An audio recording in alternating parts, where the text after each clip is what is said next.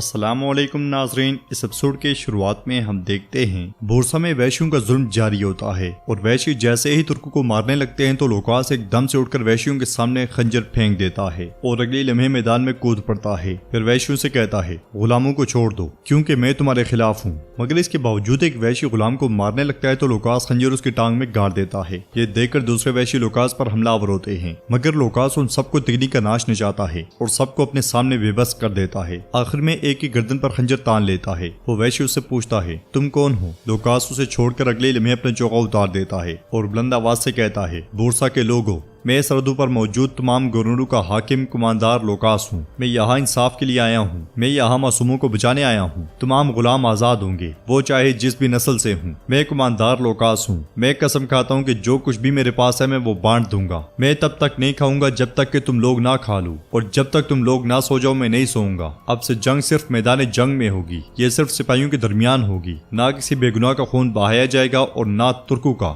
میں کماندار لوکاس ہوں، میں یہاں پہ رحم اور انصاف لے کر آیا ہوں۔ یہ سنتے ساتھ لوگ کماندار لوکاس زندہ باد، کماندار لوکاس زندہ باد کے نعرے بلند کرتے ہیں، اور لوکاس جیسے ہی آگے بڑھتا ہے تو اس کا سپاہی اس کے پاس آ کر کہتا ہے کماندار لوکاس خلیفہ کا وزیر سرحدوں پہ آ رہا ہے۔ تو لوکاس مسکراتے ہوئے کہتا ہے اچھا تو خفیہ دستے بھیج دو، وزیر آج رات مر جائے گا۔ یہ کہتے ساتھ ہی لوکاس آگے بڑھ جاتا ہے۔ ادھر جنگل میں آئیکود بران کے ساتھ موجود ہوتا ہے، جبکہ البائی جاڑیوں میں چھپ کر انہیں دیکھ رہا ہوتا ہے۔ اس لیے عثمان صاحب ان کے پاس پہنچتے ہیں اور کہتے ہیں سپاہیوں میرے پاس ایک اہم معلومات ہے، خلیفہ حضرت کا وزیر عمر ان سرزمینوں میں آ رہا ہے۔ بران پوچھتا ہے میرے حضور عظیم وزیر یہاں کیوں آ رہے ہیں؟ جواباً عثمان صاحب کہتے ہیں ہم جان لیں گے، لیکن کچھ ٹھیک نہیں لگ رہا۔ ہر کوئی انہیں اپنی سرزمینوں میں مدعو کرنا اور خود کو مشہور کرنا چاہے گا، تمہیں جب وہ مل جائے تو اسے ہماری سرزمینوں میں مدعو کرنا۔ اس کے ساتھ ہی وہ اپنے راستے روانہ ہو جاتے ہیں اور البائیوں نے غور سے دیکھنے لگ جاتا ہے۔ ادھر ندی کے کنارے وزیر عمر کا قافلہ ٹھہرا ہوتا ہے۔ وزیر عمر اپنے سپاہی سے پوچھتا ہے کیا جس رائے میں ہم رہنے والے ہیں وہ تیار ہے؟ جواب میں سپاہی کہتا ہے جی ہاں وزیر حضرت۔ اس کے ساتھ ہی وزیر بیٹھ کر دودھ پیتا ہے اور اللہ کا شکر ادا کرتا ہے۔ پھر آگے بڑھتے ہوئے کہتا ہے ہم سب سے پہلے کاراسے صاحب سے ملیں گے،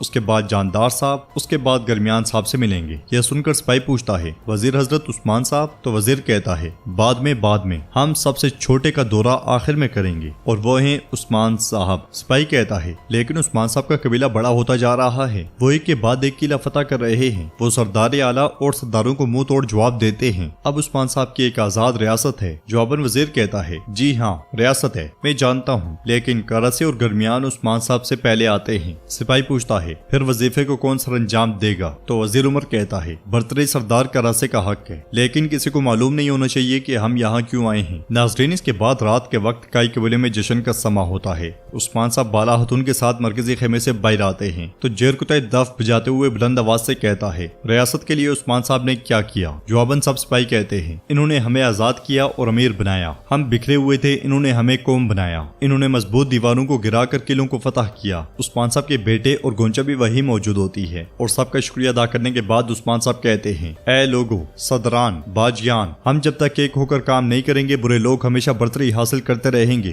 ہم نے صرف اپنی تلواروں سے زمینوں کو فتح نہیں کیا، وہ جگہ، وہ تمام فتوحات، وہ مائیں جنہوں نے ہمارے لیے دعا کی، وہ باپ جنہوں نے اپنے ہاتھوں سے بچوں کو دفن کیا، یہ سب انہی کے بدولت ہیں۔ ہم سب نے مل کر اس ریاست کی بنیاد رکھی۔ تو ایک شخص کہتا ہے میں نے اپنے ایک بچے کو کھویا ہے، میں اس ریاست کے لیے دوسرے کو بھی کھونے کو تیار ہوں عثمان صاحب، اس لیے کہ یہ ریاست مضبوط ہو جائے اور ہم گر نہ جائیں۔ جواباً عثمان صاحب کہتے ہیں ہم نہیں گریں گے، اگر ہم گرے تو ریاست گرے گی، اور اگر ہم مضبوطی کے ساتھ کھڑے ہو جائیں گے تو دشمن خوفزدہ ہو جائیں گے۔ ہم کبھی اپنے مقاصد سے دستبردار نہیں ہوں گے، ہم کبھی بھی قرآن کے احکام کے خلاف نہیں جائیں گے۔ یہ سن کر سب لوگ انشاءاللہ انشاءاللہ کہتے ہیں اور عثمان صاحب مزید کہتے ہیں ہر مصائب کے آخر میں جیت کا مزہ چکھنے کو ضرور ملتا ہے۔ اب چلیں میز لگائیں اور سب بیٹھ جائیں، جن کو جو چیز چاہیے وہ لے لیں، ہماری میز مبارک ہو اور ہماری ریاست پھلے پھولے۔ یہ سن کر لوگ عثمان صاحب زندہ باد، عثمان صاحب زندہ باد کے نعرے بلند کرتے ہیں۔ ناظرین اس کے بعد ہمیں بیحان بے کا قبیلہ دکھایا جاتا ہے، جہاں پہ وہ اپنی خاتون کے ساتھ موجود ہوتا ہے۔ وہ ہاتھ میں موجود سونے کے سکوں کو دیکھ رہا ہوتا ہے، پھر کہتا ہے پرسکون ہو جاؤ بیحان، پرسکون ہو جاؤ۔ تو اس کی خاتون غصے میں کہتی ہے بالکل بھی پرسکون نہ ہونا بیحان صاحب، وہ کالی بیوہ بیگم ابھی تک زندہ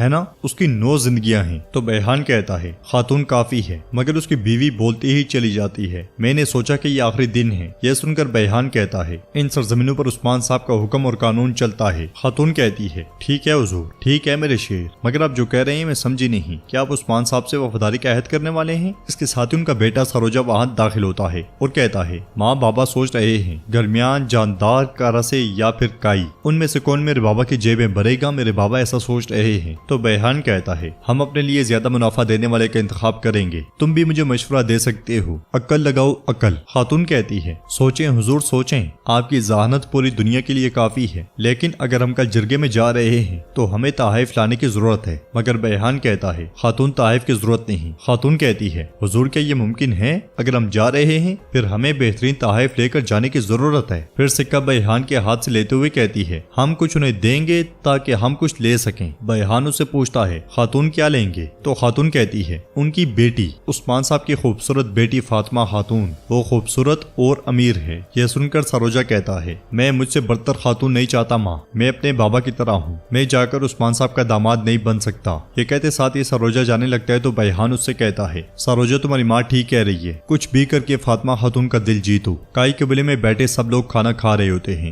علاؤالدین اور بالا خاتون گونچا سے اس کا حال احوال پوچھتے ہیں تو وہ کہتی ہے میں ٹھیک ہوں، اللہ کا شکر ہے۔ پھر عثمان صاحب کہتے ہیں گھوڑے کی ٹانگیں تیز ہوتی ہیں اور ان کی زبان مضبوط ہوتی ہے، بران کپوز بجاؤ۔ بران کے کپوز بجاتے ساتھ سپاہی رقص کرنا شروع ہو جاتے ہیں۔ بران نظم گاتے ہوئے کہتا ہے ہماری جانیں ان زمینوں کے لیے وقف ہیں، آئیے ہاتھ پکڑ کر پہاڑوں کی طرح شانہ بشانہ کھڑے ہوں، اور میرے بھائیوں ایک مضبوط مٹھی کی طرح متحد ہو کر کھڑے ہوں تاکہ یہ زمینیں تقسیم نہ ہو سکیں۔ زندہ باد میرے لوگوں زندہ باد۔ پورا قبیلہ ان الفاظ کو دہراتا ہے زندہ باد میرے لوگوں زندہ باد۔ بران کی نظم آگے بڑھتی ہے وہ کبھی ہار نہیں مانتا چاہے مر جائے، خواہ وہ بہت سے مشکلات سے گزرے، وہ بہادر لوگوں کی قربانیوں کے بدلے مر سکتا ہے لیکن ہار نہیں مان سکتا، کوئی ترکوں کو شکست نہیں دے سکتا، ترک کبھی ہار نہیں مانتے، ایک بار جب پرچم ہوا میں لہراتا ہے پھر کبھی زمین کو نہیں چھوتا۔ زندہ باد میرے لوگوں زندہ باد، زندہ باد میرے لوگوں زندہ باد۔ کہ اسی دوران گونچا اٹھ کر چلی جاتی ہے۔ علاؤالدین گونچا کو جاتا ہوا دیکھ رہا ہوتا ہے۔ نظم کے اختتام پر عثمان صاحب سپاہیوں کو شکریہ ادا کرتے ہیں اور آئیکو آ عثمان صاحب کے کان میں کہتا ہے ہم نے وزیر کی جگہ ڈھونڈ لی ہے۔ تو عثمان صاحب کہتے ہیں بران کے ساتھ جاؤ۔ یہ سنتے ساتھ ہی آئیکوت اور بران اٹھ کر چلے جاتے ہیں۔ ادھر گونچا اپنے خیمے میں پہنچتی ہے جہاں پہ گولچا بچوں کے کپڑے سنوارنے میں مصروف ہوتی ہے۔ گونچا اس سے پوچھتی ہے یہ کیا ہے گولچا؟ تو گولچا کہتی ہے بالا خاتون نے یہ بھیجے ہیں، یہ انہوں نے الچم خاتون کے بچے کے لیے تیار کیے تھے۔ یہ سنتے ساتھ ہی گونچا غصے میں اس سے کپڑے لے لیتی ہے اور کہتی ہے گولچا تم کیا کہہ رہی ہو؟ مردہ بچے کی کوئی بھی چیز استعمال نہیں کی جا سکتی، کیا تم نہیں جانتی؟ تم بدقسمتی لاؤ گی۔ یہ کہتے ساتھ ہی گونچا وہ سارے کپڑے جھولے میں ڈال دیتی ہے اور پھر جھولا اٹھا کر خیمے سے باہر کی جانب چل پڑتی ہے۔ گولچا مسلسل اسے کہہ رہی ہوتی ہے ایسا مت کرے خاتون، ایسا مت کریں، کہ اسی لمحے علاؤالدین وہاں پہنچتا ہے اور یہ منظر دیکھ کر کہتا ہے گونچا تم کیا کر رہی ہو، کیا کر رہی ہو پیاری؟ مگر گونچا جھولے کو آگ میں جلا دیتی ہے۔ علاؤالدین جھولا بچانے کی کوشش کرتا ہے مگر گونچا اسے پیچھے دھکیل دیتی ہے اور کہتی ہے علاؤالدین چھوڑ دو اسے، چھوڑ دو، یہ بدقسمتی ہے، اسے جلنے دو۔ دیکھتے ہی دیکھتے جھولا جل کے راکھ ہو جاتا ہے۔ گونچا مزید کہتی ہے ان کپڑوں پر الچم کے آنسو تھے، میں نے اسے دیکھا، کیا تم نے نہیں دیکھا؟ تو علاؤالدین کہتا ہے میں تمہارا ڈر سمجھ سکتا ہوں، میں تمہیں سمجھتا ہوں، لیکن تو گونچا ایک دم سے کہتی ہے نہیں علاؤالدین تم نہیں سمجھ سکتے، تم میں سے کوئی مجھے سمجھ نہیں سکتا۔ یہ کہتے ساتھ ہی وہ رونے لگ جاتی ہے اور روتے روتے چلی جاتی ہے۔ علاؤالدین گونچا سے کہتا ہے جاؤ اور گونچا کا خیال رکھو۔ تو ناظرین اس کے ساتھ یہ ایپیسوڈ بھی اختتام پذیر ہوتی ہے۔ اگر آپ کو ویڈیو پسند آئے تو ویڈیو کو لائک کریں، چینل کو سبسکرائب کریں اور بیل آئیکن پر لازمی سے کلک کر دیں۔ انشاءاللہ ملتے ہیں نیکسٹ ویڈیو میں، تب تک کے لیے رکھیں اپنا اور اپنوں کا بہت زیادہ خیال۔ اللہ نگہبان۔